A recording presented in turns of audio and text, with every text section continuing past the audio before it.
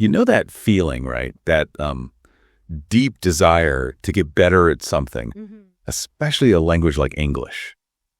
But the thought of textbooks and grammar rules and formal classes just feels like this huge, overwhelming mountain. Yeah. Where do you even start? It's such a common frustration. Yeah. And a real barrier to progress for so many people. Right. But what if the real secret to mastering English isn't, hidden away in a classroom somewhere? Okay. What if it's actually woven into the fabric of your everyday life, just waiting for you to find it? Exactly. And that's really our mission today. We're diving deep into this really unique collection of personal stories and real world conversations. Yeah, the source material is great for this. It's packed with these engaging anecdotes that show how simple English, when you use it consistently, can unlock huge changes and build real lasting confidence. It's not about memorizing lists. No, definitely not. It's about transforming your daily life into sort of a seamless learning environment.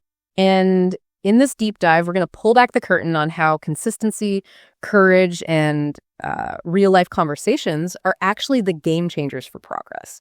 We'll see it all through the lens of experiences just like yours, showing how these small efforts, when they add up day after day, can lead to really significant breakthroughs. So how do we actually begin that transformation, from feeling overwhelmed to becoming a confident English speaker? Where's the starting point? Right. Our sources point to something surprisingly simple, but pretty profound. It's about the quiet power of consistency and, the brave spark of courage. Okay. I recently heard this really inspiring piece of advice from Mr. Kareem, a retired school principal. He struggled with English when he was younger, right? But he made a very simple rule for himself. Learn 5 new words every single day. And then this is the key part. Make sure to use them in real life. Actually use them. Exactly. So that changed everything. And, I love that idea so much. I actually tried it yesterday. Oh, really? How did it go? It was interesting. The 5 words I focused on were effort, progress, routine, confidence, and patience. Nice. And you'll definitely hear how these words kind of thread through our whole deep dive today. What's genuinely fascinating here isn't just that consistent effort builds momentum, though it does. It's how it creates this ripple effect. Yeah. It's about those micro wins, these tiny, almost invisible moments of daily courage that, when they compound, turn that overwhelming mountain into something you can actually navigate. Absolutely. And speaking of those small steps leading to big change, think about Ahmed. Okay, Ahmed. He moved to a new city for work and found himself incredibly nervous about speaking English on the job. I mean, can you imagine giving a presentation and your hands are literally shaking? Oh, wow. Because you're so anxious about the language. Right. That actually happened to Ahmed. But he pushed through, spoke slowly and clearly. That takes real courage. It does. And what do you think was the crucial turning point for him right in that moment? That's a great question. I mean, the source highlights that the immediate feedback he got, Right. His manager praising his clarity and confidence. Well, that wasn't just about the English, was it? It was validating his courage. Good point. That's the powerful outcome. And now Ahmed is the one helping new employees improve their English. That's amazing. It just clearly shows how those initially uncomfortable small steps, when they get affirmed like that, turn nervousness into real capability.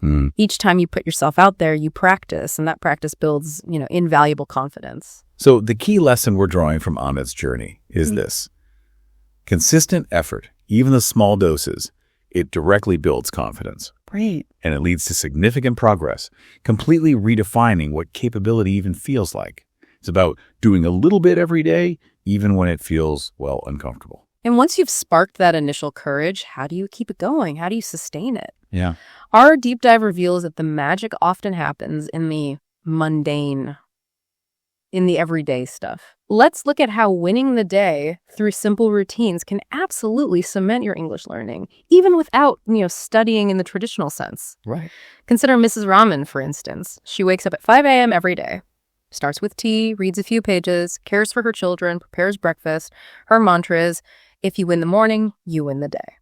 I love that mantra too, but it makes me wonder, for someone who isn't really a morning person, how could they apply that principle to their own rhythm? Yeah, that's fair. She even takes a 20-minute walk after Fishar prayer, which she says helps her stay calm and focused. But what if 5 a.m. isn't your thing? That's a fantastic point. The core idea isn't just morning, right? It's about consistently setting an intention and building momentum early in your day. whenever that might be. Okay, so it's adaptable. Absolutely. It's about building those natural, quiet moments into your routine. Got it. Precisely.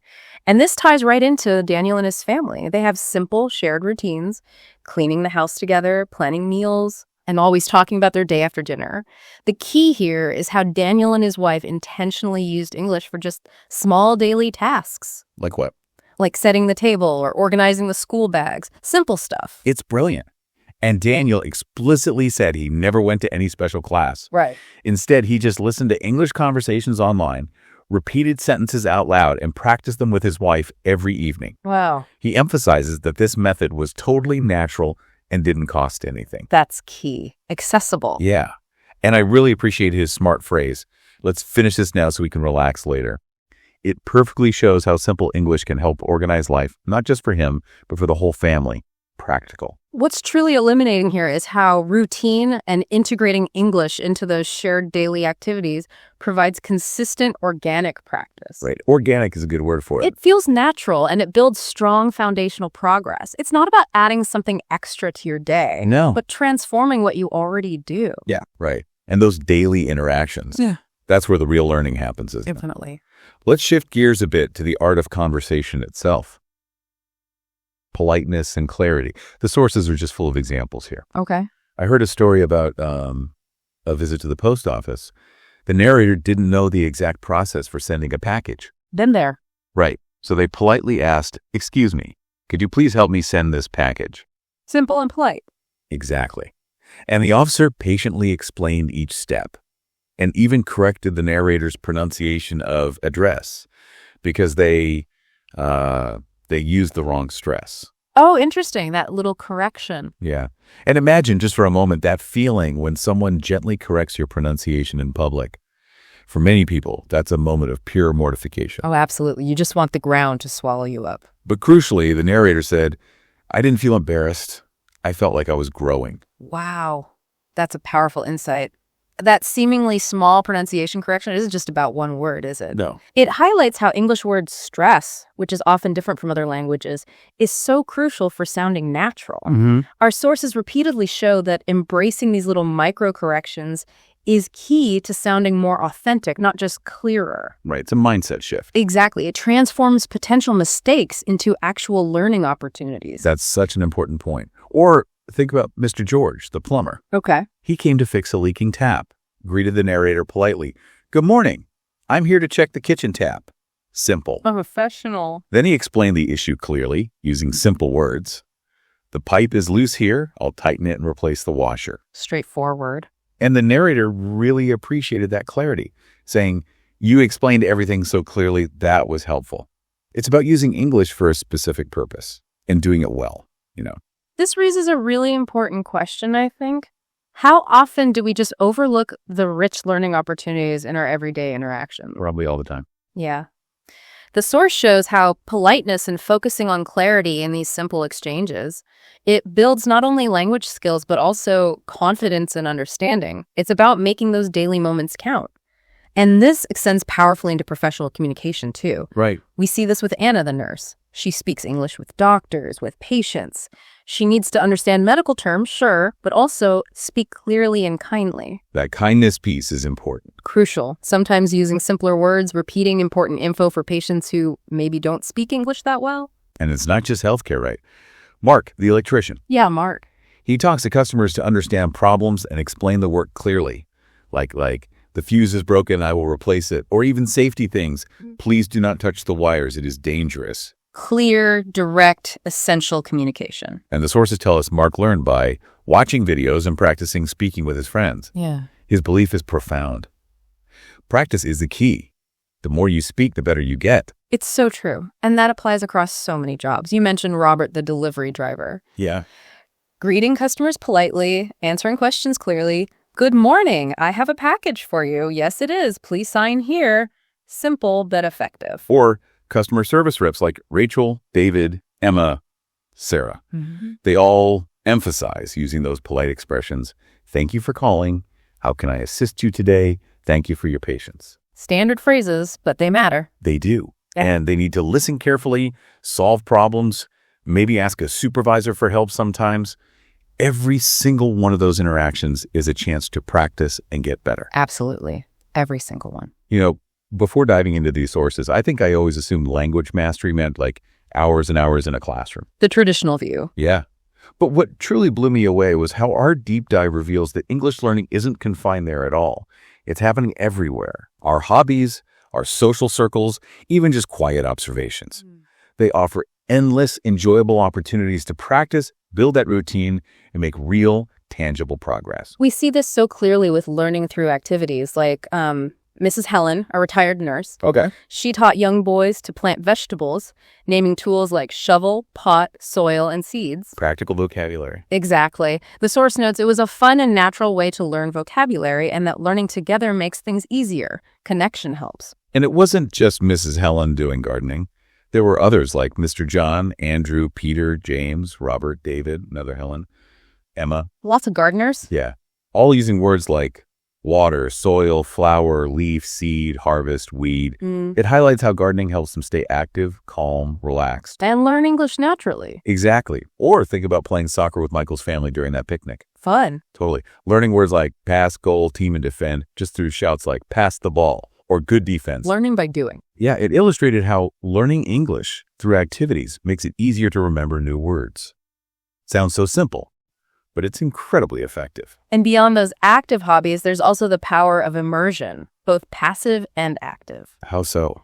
Well, Michael enjoys reading English books, not just for the story, but specifically to learn new words and understand how sentences are built. Focusing on the structure. Right. And others like Peter, Anna, Emily, and Robert also prioritize reading in English. And then there's watching videos and podcasts. You mentioned Sarah earlier. Yeah, Sarah watching cooking tutorials online. Right, with English subtitles to improve her listening skills. Such a brilliant strategy. It really is. And her family listens to English podcasts in the car to get used to different accents and speeds of speaking. Smart use of commute time. Definitely. And Daniel, David, Anna, and another Sarah also use videos and podcasts related to their work or interests too, turning downtime into learning time. This consistent exposure, whether it's active listening or just having it on in the background, it's a vital part of building fluency. It also extends to things like conversation groups, like the one James, the teacher, attends and leads at the library. Okay. He calls it a good chance to practice with other people in a friendly setting. Creating those dedicated low-pressure opportunities is key. Yeah, low pressure is important. And even just observational learning counts. Like people watching. Sort of. The narrator's experience at a cafe, just quietly thinking about how to order, I would like a coffee, please. Okay. Or maybe how to start a conversation. What book are you reading? Internal practice. Exactly. Every moment, even just listening quietly can be a valuable learning opportunity if you're, present and paying attention. It really broadens the definition of learning. It does. So what does all this mean for you listening right now? We've sort of distilled some of the most powerful, practical English phrases and common situations that came up again and again in these real-life stories. Yeah, these aren't just lists from a textbook. No. They're the language tools that actually give you confidence in everyday life, drawn from how people really talk. We've seen how essential these daily interactions are for practice. Take something as fundamental as meeting new people. Okay. The sources show us it's not just about saying, hello, my name is Natasha. It's having the confidence to follow up with, how are you today? Or even, do you like this neighborhood? Small talk, but it opens doors. Right. These simple questions open doors to genuine connection. Or think about shopping. It's more than just how much is this? Yeah. The sources highlight the power of asking something like, is there a discount on apples? Or confidently stating, I need 1 kilo of rice, a bottle of oil, and half a kilo of onions, please. It sounds incredibly basic, doesn't it? It does. But mastering that confident request, clearly stating what you need, that's actually a huge step for many learners. It's true. These simple transactional phrases aren't just about getting what you want. They're about building muscle memory for everyday communication. Confidence in the small things. And asking for or giving directions. It's not just memorizing phrases. No, it's about clarity, being understood and understanding others. To ask, excuse me, where is the nearest bus stop? Or how do I get to the train station? And to give directions clearly. Go straight for 2 blocks, then turn left. The bank will be on your right. Simple, clear, effective. At the doctor's office. Yeah. You're not just a passive patient. you're participating. Mm-hmm. You might hear, "Please take a seat," or "The doctor will see you in 10 minutes." And you can actively engage by asking, "How long is the wait?" Right. And politely responding, "That's okay, I will wait." This shows you understand and you're present in the situation. Ordering at a restaurant is like a perfect practice ground for social English. Oh boy. Start with, "Can I see the menu, please? Then I would like the chicken salad." And don't be afraid to ask about ingredients. Exactly. Does this dish have nuts? Or is it spicy? Ask the questions. When the food arrives, thank you. It looks delicious. If you enjoy it, I like it very much.